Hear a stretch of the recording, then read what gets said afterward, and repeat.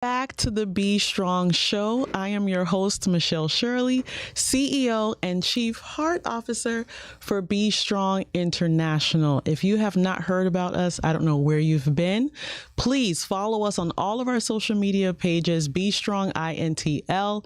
We are all about fostering meaningful connections and strengthening relationships. And so I want to let you know that Give Miami Day is huge in Miami, put on by the Miami Foundation. Nonprofits all over Miami will be asking for your support. Don't forget about us. It is November 21st, and early giving starts Sunday, November 17th. So please support our local nonprofits. We are doing incredible work, and we have amazing leaders that need your support on those particular days. And with that said, talking about an amazing leader, wow. I have my friend, my colleague, my person who I vent to often about nonprofit struggles, the wonderful Jay Martinez, and he is the CEO of Hope for Miami. And so welcome, Jay, to the show. Thank you for having me. Awesome. I'm so glad to be here. Yes.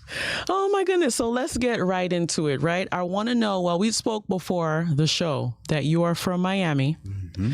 The validating question usually is, what high school did you go to? What high school did I go to? I went to G. Holmes Braddock Senior. What? Go Braddock. 1997.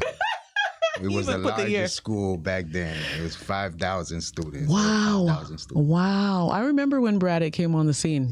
Yeah, it was a big deal. Very cool. Brought all of Miami together. Yeah. All the students from all over the place. Yes. It was a thing to be reckoned with back then. Yeah. Wow. Still is. All right. Yeah. Still is. He's like, I'm still good. All right. Well, I got to represent the Vikings. Go Vikings. Right? Love that. So tell me, a little bit about how you got into Hope for Miami. Like, how did you find out about Hope for Miami? Wow. Well, as you know, I'm a military veteran. So I was in the Air Force. Thank you so much for your service. I hope you enjoyed that day. It was. We had where we celebrated you. Yeah, we had a picnic, playing sports. That's my very nice. So very nice. With our family. Thank you so much. It's my pleasure. So I served in the Air Force. Getting out of the Air Force, I was wondering what I was going to do in life. And I got my physical education degree because I was going to be a PE coach and be a basketball coach somewhere. Right. I tried to go back to Braddock and work out. So while I was attending FIU, there was a veterans department. And that veterans department, they sent a email out asking that if we were interested to be a part of Up to Us, coaches across America. Basically, what they do is they take coaches and they put them into urban areas, underserved areas, and to teach kids the connection between sports and life. That's really nice. So it's sports youth development. So I was like, I love it, coaching. Right. And I started to see the connection. So I was at Touching Miami with Love for 6 months. Stop. Because that's why the veterans that... the program that I was in, the Miami Heat was sponsoring it. So for 6 months, I was full-time at Touching Miami for Love with the amazing Trina Harris. We got to call out Trina. We love you, Trina. Yes, we do. And so I was there for 6 months, and then one of the guys that was at Hope for Miami, a part of the Veterans Program, he was like, hey, they have an opening in this organization, and I think you'll be good for it. I was like, nah, I'm good. I'm done with nonprofit. I'm going to go back to do construction, what I was doing. And I was like, I'm okay. But he kept asking me, submit your resume. So 4 times later, after he asked, I was, you know what? I'm going to submit my resume. So I got hired in February of 2015. And haven't looked back. Wow. I started off as a health facilitator with Project U-Turn, and that's where I met you when we went to the DOH. The technical assistance, with Tallahassee, and I found a home doing what I love to do, and it's making that connection of coaching, not just coaching a sport or something, but coaching life. What we do. That's so powerful. You never looked back. Now, that's rare. Yeah. It is rare these days to find someone who is still at the same job for that long, right? And we don't call it a job. No. It's a passion. Yeah. It's something that we love to do. We wake up in the morning and you feel like energized that you're changing people's lives in so many ways, right? Yes. Yeah. And that's what keeps you going. I mean, occasionally we look back at the rearview mirror, right? Yeah. Like we don't turn our heads, but we're like, hey, I don't know.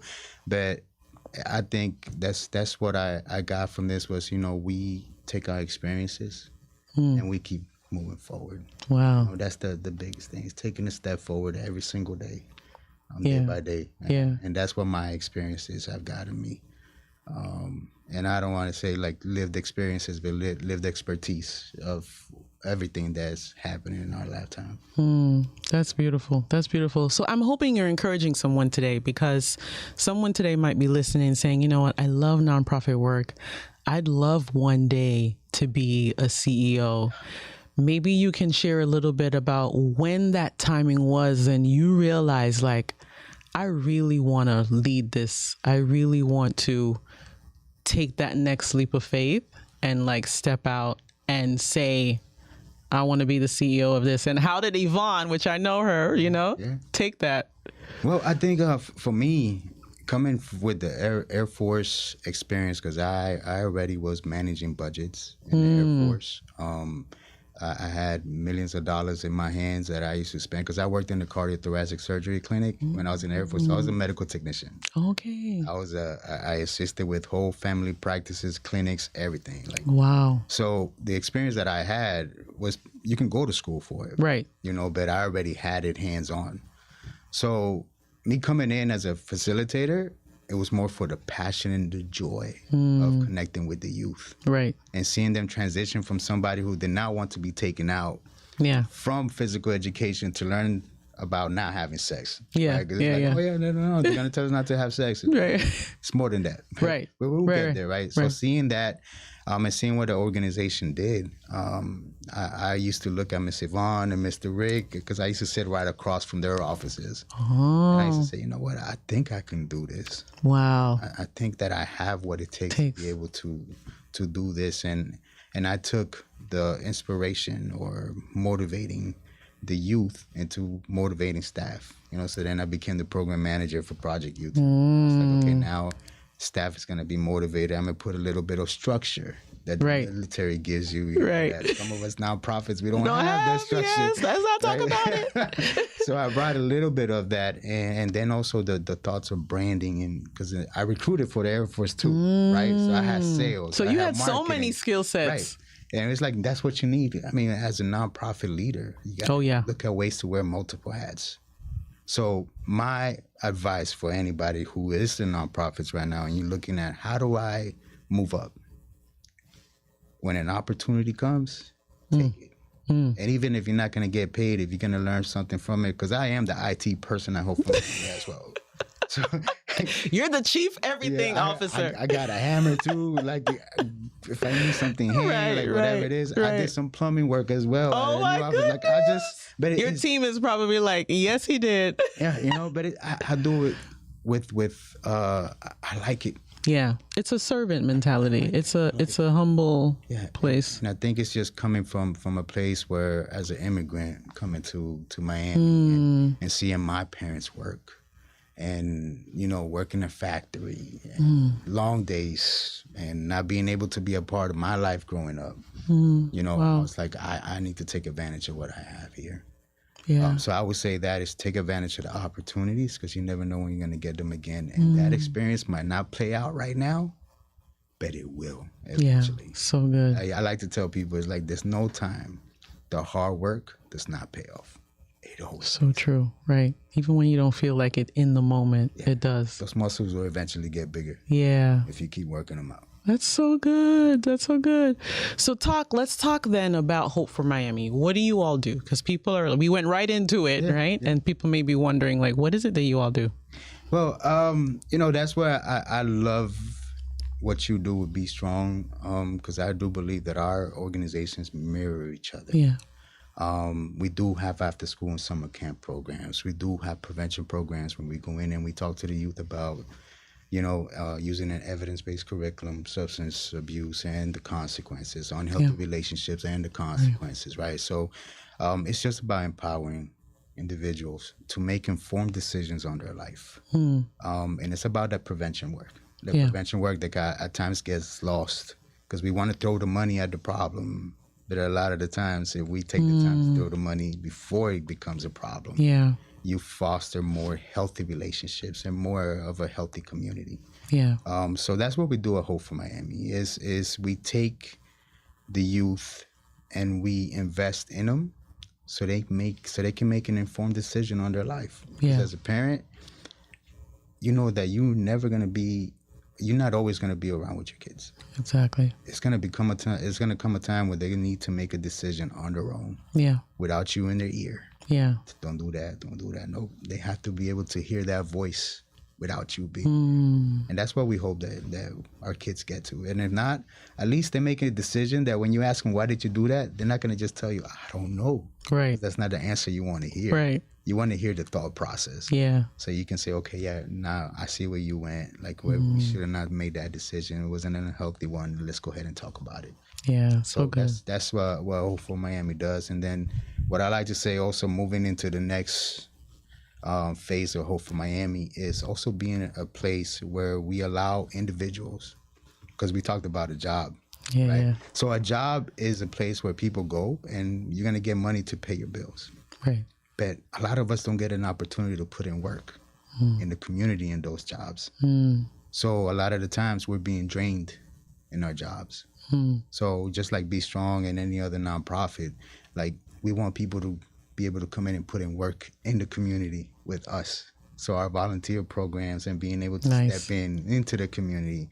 And as you fill somebody else's tank, you're also filling in yours. Absolutely. Because you've been drained at work, at your job, wherever you're at. So go ahead and put in some work in the community. So that's what I'm passionate about right now with Hope for Miami. I love that. Is to connect individuals with those that really need somebody, just to show them that they do exist. Yeah, and it's almost too like when you get there, you help people find their purpose, right? Because I don't know if we're always exercising our muscle of giving. We're more so on the like, okay, what's my salary? Yeah. What's my benefits? Me, right? And then you work somewhere for 10 plus years realizing that you've never fully given back. You're not in your purpose. You're unfulfilled. All the things that you've acquired amount to what? Yeah. Right? To that little bit of time that you have to use it. And I mean, you're a faith, I'm a faith. And recently, I became more in tune with the eternal perspective of things, right? Because we're here for this amount of time, that we will look at something further than that, or longer than, bigger than that never ends. And that's where we want to make our decisions for that, and not just for the 10 years of savings that we have. So good. Stuff that can rot and you leave here anyway for people to fight over, right? Yeah, so it's more to life than what we see here, and I think as leaders of nonprofits, especially faith-based, with that foundation, like, we have to have a different perspective of those that we lead and the communities that we serve. Yeah, and it's showing that love and that grace and that humility too, because even what I've noticed with the team members is that there's so much even going on in their own personal lives, right? So you become, while you're one hand putting out fires, trying to ask for support, trying to get things on the right track, you're having to almost be a coach and a mentor to your team that have their own personal struggles and things. How do you deal with those challenges? It's not easy. I mean, and even when you are so heavily funded with grants, listen, like, deliverables are deliverables. Tell me about it, right? If you don't meet the deliverables, guess what? You're not gonna be a business, right? Yeah, you're not gonna get paid. You're not gonna be able to keep people employed. You're not gonna be able to serve the community. So that is always a priority that you have to do. But like you stated, we are human, and life happens to us. And it's hard to tell somebody who is coming in and they had a tough night, they have a tough start to the morning, to come in and put a smile on your face. Like, when you go out to the community, when you go out to talk to the youth, because they can tell whenever you are not 100%. Yeah. And it's not easy. But we're so limited that at times, whenever I see our staff, because we do have prayer groups. My whole family. That's nice. And I hear what they're going through, and I'm like, I can't tell. you know, and that's the beauty of what we do. Wow. Is that we're here with passion and we love what we do, that we say, I'm going to put this on the back burner and I'm going to focus on the community and then go back to that. So as a leader, it's like, how do you minimize that? And for me, it's that being like slow pace. I don't like to rush things. I'm a slow thinker. I like to have all the information before anything is decided. And I think that's just the right way, because I don't want to send somebody running to do something and then put more pressure on them and be like, oh yeah, we should have not done that. Yeah. So good. I want to be able to say, yeah, let's not do that right now. It's not needed. Can it wait till tomorrow? Yeah, let's wait till tomorrow. Yeah. You go ahead, do what you need to do. Take care of your family, because family comes first. Yeah. So and good. with the Air Force, it's like service before self, and that's why I didn't connect too much with the Air Force. It's not service before self. I'm sorry. You know, it's family. Don't let them hear you. Right. Well, I mean, I didn't complete my 24 reasons. Right. I love the experience, but there's something about being able to put family in front of what we do. And that keeps us grounded in what we do and serve. So it's not easy to have to tell others to do that, knowing that, because I was an instructor. I had my rough moments. But when I stepped into that classroom, the light switch went up. And it's like, I'm here for them, for you that don't have somebody in their life that talks to them in the way that we do. And it's a lot of them. And that it's a lot to them. In it's the way a that lot. We listen to them. So I try to minimize those things that they don't need to really have in front of them if I know that they're going through something already. So to my staff listening, if I'm asking you to do something, it's because I tried, you know, and we have to. But eventually we'll get to the point where we can say, hey, let's take a break. Yeah. Let's go ahead and slow it down. At your level, and I would say this because sometimes I feel it, do you miss being in the classroom? Oh, 100%. Oh, right? It's just like, that was just like the most, you know, it's funny because I remember years back, and one of my team members, Barbara Jean, who mentions Barbara. Isn't she amazing? Yeah. She said to me, or she said to the staff, she said, you guys don't know, but this woman was teaching pregnant and working in the classroom, right? Because sometimes, you know, they're struggling with like, classes back to back that we have to go from school to school. So she would bring that up. And I actually forgot that I was pregnant teaching. Like, I'm talking about biggest day, right? But I miss those experiences because that's when you're like really in the front line. You really get to relate to those kids and pour out to them, you know? And you can see the twinkle in their eyes when they get it, when they get the messaging, you know? Yeah, give me an opportunity. Yeah. Like I just wait for a career day. Like, you want to come to? Yes, I'm there. Mr. J, you want to go to this? We actually gone to the Department of Juvenile Justice as well. Like, you know, and that's doing nothing with deliverables. That's just like, you know what day you need me to go, I'm gonna go. And that's important. It's passion. It's a passion, and it fulfills you, right? And I don't want to say I'm not a people person, but kind of like networking drains me. Right. Right, because you're saying stuff that people feel, they just don't want to say it out loud. You're okay. It's okay. I love networking, but networking a lot of times is like I'm putting my hands in your pocket, or you putting your hands in my pocket. Yeah, like, it's transactional. It can be very transactional. But the connection of going in, and I think that human connection that we don't really emphasize, for me, is very important, and it happens organically. And as it always does. When I go places, like, I'm not trying just to network. I'm trying to connect. Where do we connect? Where can we also fill you with the way that you can fill our communities? So when I go and get in front of the youth, it's like you're filling me by just listening and being respected, like, you know, respectable towards me, and I'm just looking at you and I'm just like, I'm being fulfilled and I'm filling in with something that you probably never heard or thought of, because everybody else is just not talking to you that way. So good. They just look at you as part of the system, and you're gonna go out and you're gonna go ahead and do the same thing and be back. Yeah. We don't want that. Yeah. You're coming in with hope from Miami, right? Yeah. You're coming in with hope. I love it. That's what we want to do. I love that. So I love my goodness. Yeah. It's a thing. It's a thing that we miss. I want to ask you too, what are some additional challenges that you face as a leader? Because I know we talked a little bit about the funders and the deliverables, the people. I always tell people, if you can run a nonprofit, you can do anything in life, because you have to save the world with very little resources, right? And people just have high overreaching expectations for what you can do. And there's so many limitations that are put on us too, right? So tell me a little bit about that, and how have you overcome that, especially for nonprofit leaders that may be watching that are just coming in? I mean, I think the biggest thing, aside from what you just said, with us as leaders, is the market out there right now. You have other employment opportunities that are offering to pay people $18, $19, 20 hours, $20 an hour without any type of degrees. Yeah. You know, and our positions, like, you know, because we're grants, right? And we write grants 4 years back. Right. You can't really add, hey, listen, cost over here, let's increase. You can't do that. Yeah. So it's how do we compete with that market, you know, to keep our staff with us, with the little that we can do. And I think that's the biggest part, is keeping them happy.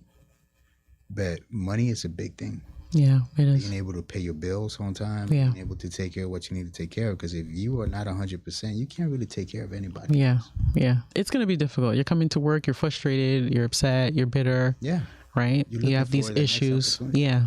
Yeah, you're constantly definitely. on Indeed, you're constantly on LinkedIn, you're constantly on Understandable, any yeah. type of job posting out there. Yeah. And you can't hate on that. Yeah. And it's a heavy lift. Emotionally, it's a heavy lift already. Yeah. You're serving the community. Yeah, so that's the biggest part. And I think the biggest thing that we have that nobody really other sector has is that we have leaders like us that we try to empower others to take the time to listen. Take the time to listen to our staff. Take the time to understand what they're going through and see how we can connect, so they can connect their life to what they do. So they can really make that connection. Yeah. Because without that, it's a transaction as well. Yeah. And with every funder, where everybody wants to come in and donate a Hope for Miami, I'm like, do you want to come and take a look at what we do? So good. Because if all you're going to do is give me money to put it in a program, you're eventually are going to see that coming out on your bank statement and just see a transaction without connecting to where it's actually going. That's so good. And I think it's the same thing with our staff. If you're just here for a job, if you have not thought about your why and how your why connects to what you're doing, then you're just wasting your time. Because that why needs to connect. Yeah. Because that's what's going to keep you going. So good. Oh, yeah. Especially when it gets tough. Especially so good. Can we just do snaps for that? The why. Especially when it gets tough. I spoke to you maybe about 2 months ago, and you said to me that, and then I went and I said I had a staff meeting. I said, what's your why? Let's talk about this. What's your why? And I think sometimes we have to remember, because we get caught up too in the hustle and the bustle and phone calls and Zoom meetings, and you got to be over here at a networking event over there. And we sometimes need to take a step back, like, wait a minute, what's my why again? Because I'm frustrated, I'm exhausted, I'm overwhelmed, right? Yeah. Really good stuff. Yeah, I actually do a workshop with my staff that I haven't done in a while, but how to come up with your why. Like writing it. I may need you to come to my team. That's wonderful. I'll do that. Listen, whatever I can do. That's awesome. Because it's so good to connect whenever you can write it down and put your passions and what you connect and have your own personal mission statement. That's basically what you're doing. Yeah. It's your mission statement. What is your mission? What are you here to do? What do you do good? What do you like to do? And that's what we do as an organization. Yeah, it's like we have a mission. So that is what grounds us, and that is what connects us. And even in our personal phase, like stage is that too. What grounds us and what connects us. Yeah. So why is very important. That's so good. Oh my goodness. Well, we spent more than our time of talking to you about really life. Not even Hope for Miami. We didn't even get to go into it. But I love everything that you're saying. And I'm hoping today that people are gravitated towards you, towards your organization, because you're doing incredible work. I was able to attend your gala. Me, Barbara, Trina. Oh my God, so many amazing family of nonprofit leaders that were able to support you. And that's what I love. And that's what I'm trying to do, is to really put us all up there, because there's enough for us all. And I think people need to, if we did that more, we'd really fill a lot of the gaps that are happening in our community. And so I just appreciate you so much for coming on.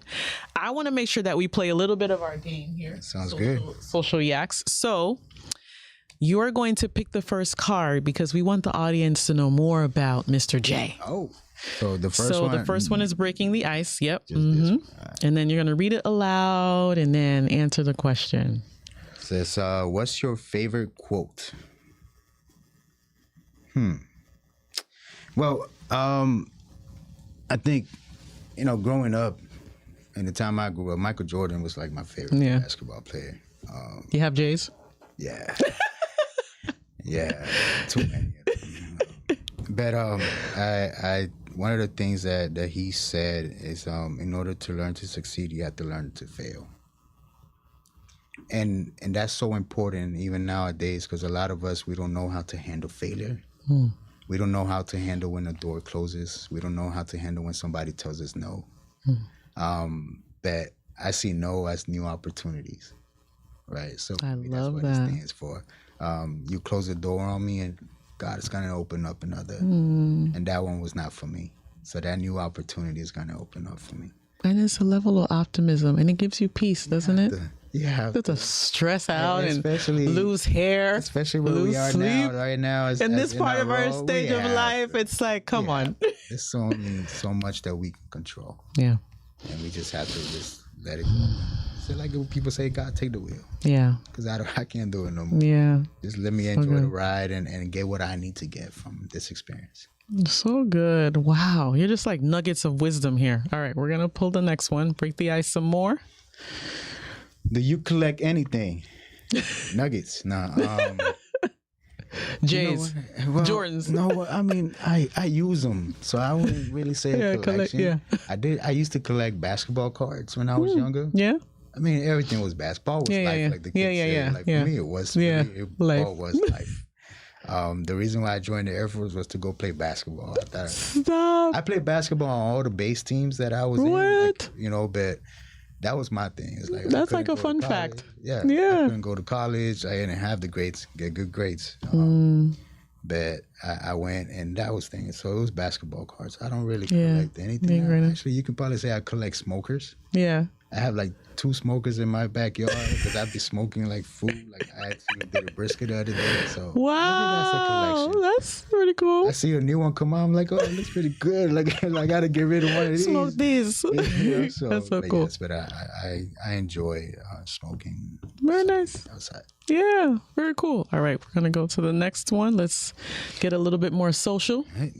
Which famous person in history would you want to spend a day with? I mean, I could say Jesus. Let's go ahead and make it fun. Famous person in history. I guess Paul Revere. I think just that ride. Yeah. That because you hear it in history of the States, and I'm like, you know what, just to kind of like just be riding next to him and just see how it was, just to get everybody going, and plus I like horses, and I joke around with people. Maybe it's not even a joke. I tell them when I retire, I'm gonna go to get a farm in Nicaragua and just ride horses. Oh, that's so cool. So when you do that, I'd love to visit with my family. Yes, that's so cool. I'll be so there. cool. Maybe have a coffee. Cast a vision. Yeah. I love it. If you could witness any event, past or present or future, what would it be? I'm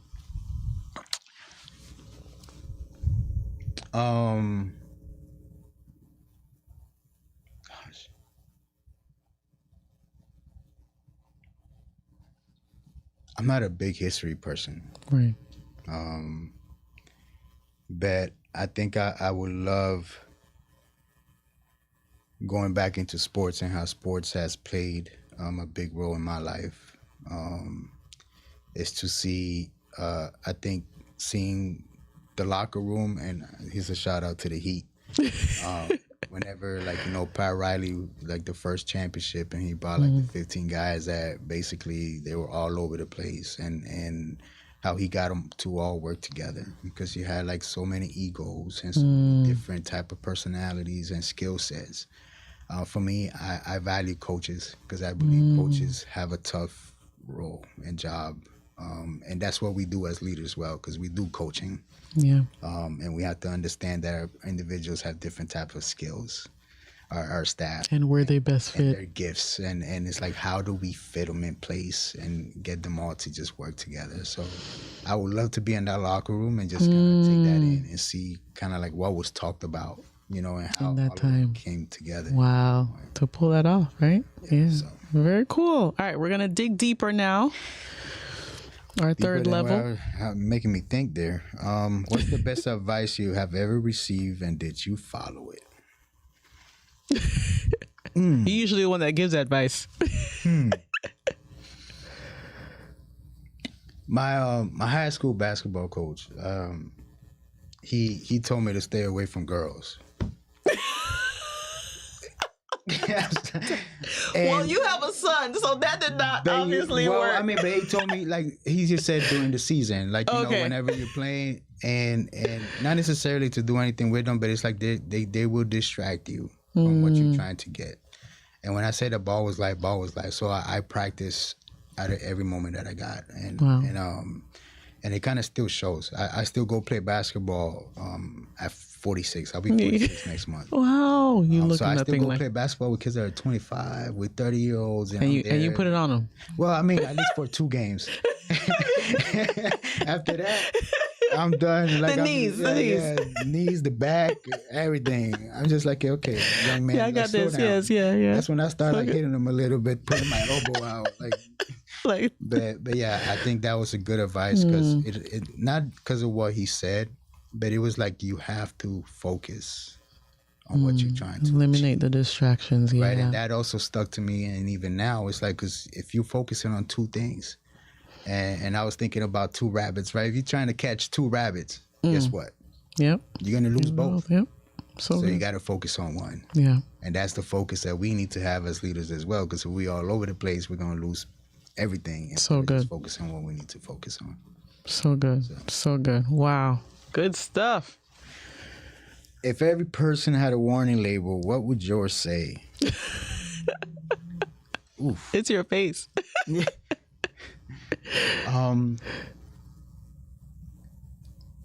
I guess don't trust the look. A lot of people say I talk with my eyes, or they look at my facial expressions and they automatically assume what I'm thinking. And it's not always that, because I can be thinking inside of my head, and then I'm kind of like, not necessarily what you're saying. I might not agree with it, but maybe I'm just kind of like processing. Like I said, I'm a slow thinker.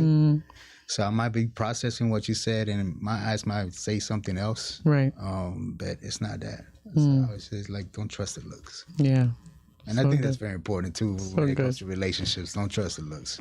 So good. Oh yeah, we are definitely in the relationship space. Right? So you're gonna read that one, and I'm gonna answer it. So what does it say? All right. Since we started playing this game, what's something you learned about me? Wow, I've learned a lot. But I would say, I said I know you for a while now. Yeah, but I've learned a lot just in this segment. I would say, Jay, that you are definitely a wealth of knowledge, and I don't know yet if your team has really tapped into the wisdom that you have. I hope they do, because I think it will be transformative for them and for you. And I've learned so much from you in this time that we've gotten closer over the last couple of months.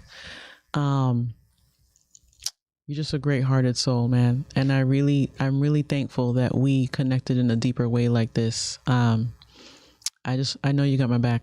I love it. I love it. Yeah. I love it. This was great. Yeah. You know, and here's what I've been thinking about it. I'm like, be strong. Yeah. What is stronger together? Yeah. Hope for Miami, we're threads. Mm-hmm. Right. And I think it's all about connection with both. Yeah. Because when we lock hands, when we interweave together and we turn the tapestry that we do a Hope for Miami, and we build the muscles and the strength that we have with BeStrong, I mean, it's all about that connection.